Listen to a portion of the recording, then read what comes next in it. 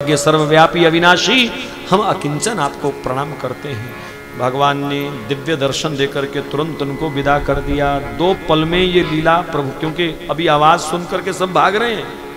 क्या हुआ? भागे, नंद बाबा भागे। यशोदा ने देखा वो तो मूर्छित सी हो गई। हाय, अपने हाथों से मैंने ममता का गला घोंट दिया, ये कैसा दंड दिया। ये पेड़ अचानक कैसे गिर गए? कन्हैया दिख नहीं रहे, उखल रस्सी। कन्हैया कहाँ? क्या हुआ? नंद बाबा आए। अरे यशोदा, ऐसा दंड देते हैं क्या बच्चे को? मुझे बाद में डांटियो, पहले लाला को देखो ना।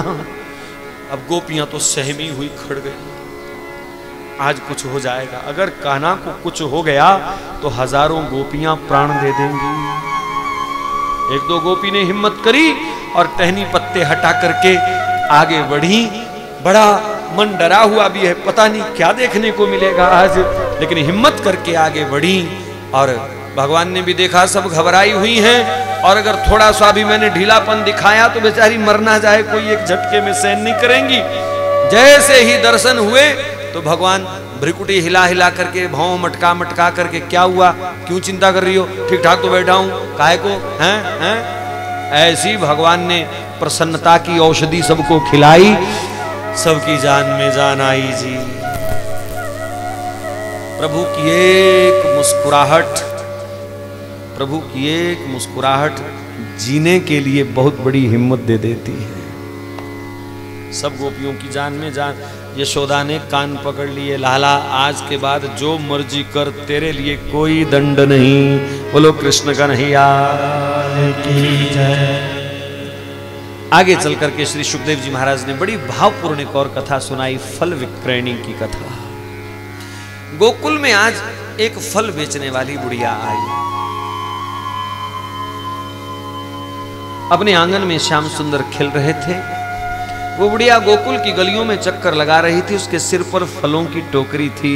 अरे कोई फल ली लो, फल ले लो, मीठे मीठे पीले पीले फल ले लो। सुंदर केले हैं, सेब है, संतरा है, पपीता है, कोई फल ले लो। पूरी गोकुल की गलियों में उसने चक्कर लगाए, आज किसी ने भी उसका फल नहीं खरीदा।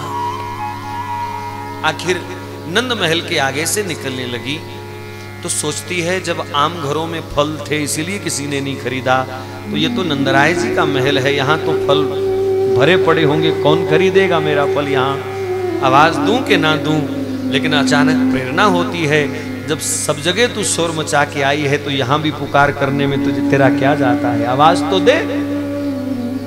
तो नंद द्वार पर खड़ी होकर के बोलती है, अजी कोई फल ले लो, मीठे मीठे फल ले लो। और देवी की ये आवाज सुन करके आज एक दिव्य ग्राहक छम छम करता हुआ भीतर से आया। देखते ही श्याम सुंदर की छवि को वो मानो पागल सी, करीब 1.5 वर्ष का होगा लाला। दिगंबर था उस दिन, तन पर कोई कपड़ा नहीं, मोतियों की लड़ी से ही थोड़ी सी मर्यादा का निर्वाह हो रहा है, नगनता को ढक रहा है। और घुंघराली काली कोमल सघन अलकों से घिरा हुआ चंद्रमुख, काजल बिंदु, पतली रेखा सी काली टेढ़ी भौं, बड़ी सुंदर ग्रीवा। और उस देवी के सामने आकर के खड़े हो गए, अपने छोटे छोटे हाथ आगे कर दिए। फल दो। अब वो देखती जा रही है, खो गई। भगवान कहते हैं, तू कह रही थी फल ले लो, अब मैं लेने आया हूं, तू दो ना। अब नन्हे से सुकुमार हाथों को देख करके बुढ़िया के मन में तो ख्याल आया, फल क्या है, जिंदगी रख दूं यहां तो भी समर्पण कम है। और उनके मांगने का अंदाज इतना बढ़िया था, देवी न्योछावर। लेकिन अगर मैंने इसको फल दे दिए तो ये लेकर के अभी भाग जाएगा, मां की गोद में बैठ करके खाएगा और मेरा दर्शन समाप्त हो जाएगा। मैं इसे कैसे रोक के रखूं? और वो बार बार जिद कर रहे हैं, फल देना, फल देना। मैं कैसे इसे रोकूं? तो बातों में ले लिया। क्या नाम है लाला तेरा? कनुआ। कनुआ, मैया कनुआ बोलती है। अच्छा, बड़ा प्यारा नाम है। तेरी माँ का नाम क्या है? यशोदा मैया, नंद बाबा, दाऊ भैया, सबका नाम बता दिया। बोले ये बार बार पूछे, मैं ही बता देता हूं। बोले और हाथ आगे, अब दे ना। तो अब कैसे रोकूं? पहली बार मिले हैं, छोटे बच्चे से कौन सी लंबी चौड़ी कोई चर्चा हो सकती है? यही नाम क्या है, ये क्या, वो क्या है। अब कैसे रोकूं? तो उसने कहा, देख लाला, हम फल कोई मंदिर का प्रसाद नहीं लाई हैं जो तुमको देंगी। हम फल बेचने वाली हैं, हम फल बेचती हैं। बोले फिर? बोले पहले मोल चुकाओ। अब कान्हा ने ये मोल शब्द पहली बार सुना था। ये मोल क्या होता है? मैं ये पूछ लिया, मोल क्या होता है? कहा देखो, ये फल मैं आपको तब दूंगी जब इसके बदले में आप भी मुझे कुछ घर से ला के दोगे। क्या लेती हो? बोले पैसा लेती हूँ, धान लेती हूँ, आटा चावल, कुछ भी इसके बदले में तुम दो, मैं भी तो कुछ खाऊं। कहा ठीक है, धान के बोरे आए हैं, चलेगा? कहा हाँ हाँ जाओ ले आओ। तो छप छप छप दोनों पैरों से करते हुए भगवान भागे। बड़ा मानो गर्व महसूस हो रहा है कि आज मोल से खाऊंगा, आज मुफ्त का माल नहीं है, चोरी का माल नहीं है, आज मोल से खाऊंगा। और दौड़ करके दोनों हाथ बोरे में दिए, मुट्ठी भर ली धान के, और उतावले होकर के भागते हुए आए, छम छम छम छम करते। ले, जैसे ही मुट्ठी खोली तो बीच में कुछ भी नहीं, मुट्ठी खाली। देवी ने कहा फिर जाओ। फिर भरा, फिर दौड़े। अब छोटे छोटे हाथ कब खुल गए गठीले, वो फिर मुट्ठी खाली। चक्कर पे चक्कर, कन्हैया को पसीना आ गया। और देवी आते जाते कन्हैया का दर्शन करके आनंद ले रही है। संत लोग पुष्प वृष्टि कर रहे हैं, सारी दुनिया इसके लिए भागती है और ये देवी तेरे लिए भाग रहा है। देख, जब पसीना निकल गया, थक गए लाला, माँ तो 2 कदम नहीं फालतू चलने देती थी, अब यहाँ चक्कर पे चक्कर। तो एकदम रुष्ट होकर के सामने खड़े हो गए। तू कैसी है, चक्कर पे चक्कर लगवा रही है, हैं? ऐसे नहीं दे सकती, फल ले लो, फल ले लो कह रही थी, हैं? मोल के चक्कर में डाल दिया। देवी धीरे से बोली, 2-4 चक्कर लगाने से पसीना आ गया। बच्चू, तूने तो मुझे 84 लाख के कई बार चक्कर लगवाए हैं। मैंने तो कभी शिकायत नहीं करी, लेकिन कहा देखो, अब कन्हैया थोड़े गुस्से में डांटने लगे, तू अच्छी नहीं है, मेरी माँ बहुत अच्छी है, कभी परिश्रम नहीं कराती, जो कहता हूं देती है। तुमसे 4 फल क्या मांग लिए कि हमें दौड़ा दौड़ा करके तुमने ऐसा हाल कर दिया।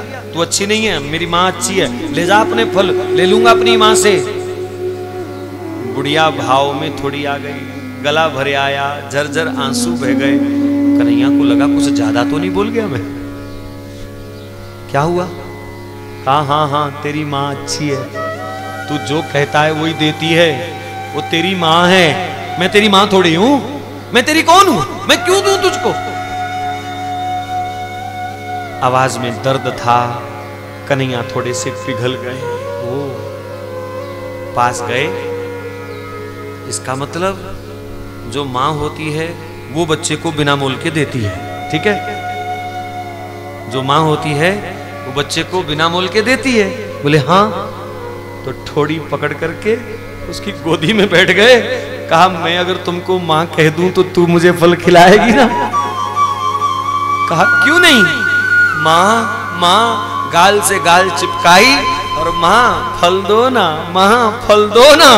बुढ़िया ने लगा लिया अपने सीने से, जीवन सफल हो गया। बोलो कृष्ण कन्हैया जय। अब कोई मोल नहीं।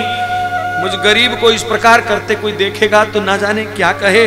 और झटपट ऐसे करके गोदी बनाई, झोली सी बनाई हाथों से ही, और उसके ऊपर फल रख दिए।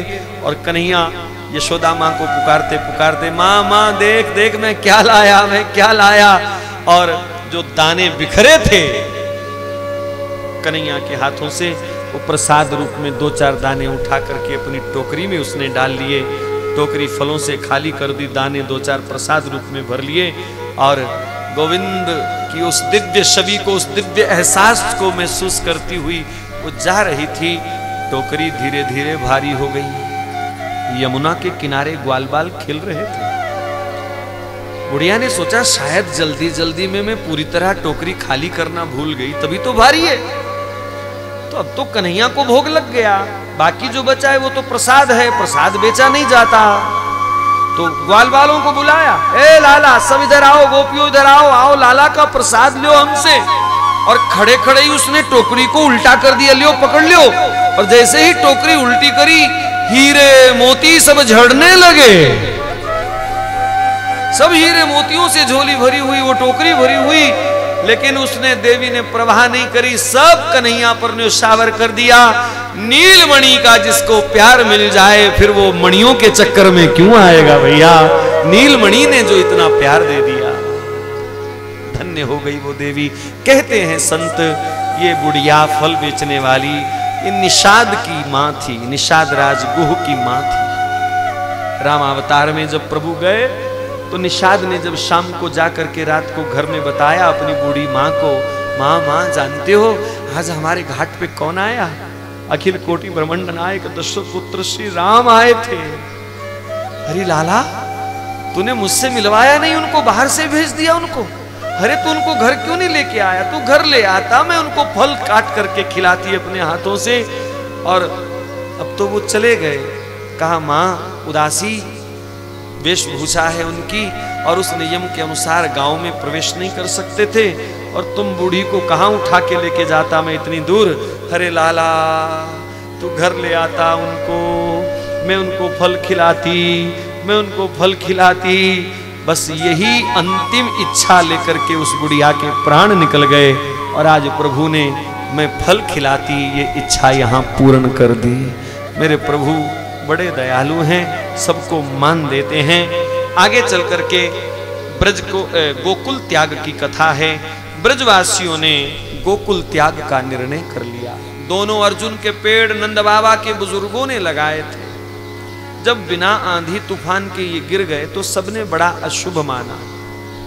कहा नंदराय जी लगता है हमारे पूर्वज हमसे रुष्ट हैं, या कोई ऐसी अदृश्य खतरनाक शक्ति यहाँ रहती है, तभी तो कन्हैया पर आए दिन कोई ना कोई आफत आती है। हम इस घर में नहीं रहने देंगे कन्हैया को, चलो कहीं और जाकर के बस जाते हैं। नंदराय को भी लगा कि चलो हो सकता है ऐसा हो, बिना आंधी तूफान के पेड़ गिर गए, कोई ऐसी दुष्टात्मा कोई यहाँ वार कर रही है, हमारे लाला पर प्रहार कर रही है। कहा ठीक है तुम जगह ढूंढो, जगह कोई मकान बनाना शुरू करो, फिर चलेंगे। कहा नंदराय जी हमको आज ही इसी वक्त जाना है। नंदराय जी कहते हैं भैया फसल घर आ जाए, गऊओं के लिए कोई खिरक बन जाए, फिर कुछ करें। कहा नहीं हमें कुछ नहीं चाहिए, जिद करी हमें केवल कृष्ण चाहिए। नंदराय जी केवल कृष्ण चाहिए। और बस उसी समय निर्णय हो गया गोकुल के त्याग का।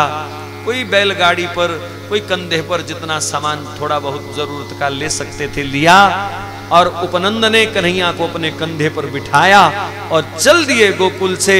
ओ गोवर्धन के उस पार जाकर के उस कोने में ऊंचा सा एक टीला था जिसको नंदगांव नाम दिया, और वहीं सबने सबसे पहले अपने लाला के लिए महल का निर्माण किया, और चारों तरफ अपने झोंपड़े बना करके घेर लिया उस महल को। अब देखना नंदराय जी कोई अला बला आएगी भी तो पहले हम देखेंगे, लाला तक उसको नहीं जाने देंगे। लेकिन भगवान कृष्ण ने देखा कि मेरे ब्रजवासियों ने मेरे लिए कितना त्याग किया, घर छोड़ दिए, जमीन जायदाद छोड़ दी, भरी भरी फसलें खड़ी खड़ी छोड़ दी, और आकर के मेरी सुरक्षा कर रहे हैं। भगवान मानो बहुत अधिक स्नेह करने लगे। यही भगवान थोड़े से बड़े हुए तो एक दिन मां से जिद करने लगे, आज होगा चरावन जई हो, वृंदावन के भांति भांति फल अपने कर सो खई हो, आज हो गाय चरावन जई हो। भैया मैं तो आज ही गाय चराने जाऊंगा। माँ कहती है लाला तुम बहुत छोटे हो, ग्वाल बाल सुबह जाते हैं रात को आते हैं, धूप प्यास सब कुछ बहुत है, मैं आपको नहीं भेज सकती, आप छोटे हो। अच्छा मैया हम छोटे हैं तो हमको छोटे छोटे बछड़े चराने भेज दो, कुछ तो काम करे। तो कहा ठीक है तेरे बाबा से सलाह करके बताऊंगी। पूछा गया, शांडिल्य ऋषि से भी सलाह मशवरा हो गया, और फिर कन्हैया बछड़े चराना शुरू हो गए। बछड़े थोड़ी देर के लिए खोलते थे, घूम घाम करके दूध पचा करके कुलांचे मार करके आ जाते थे जल्दी। तो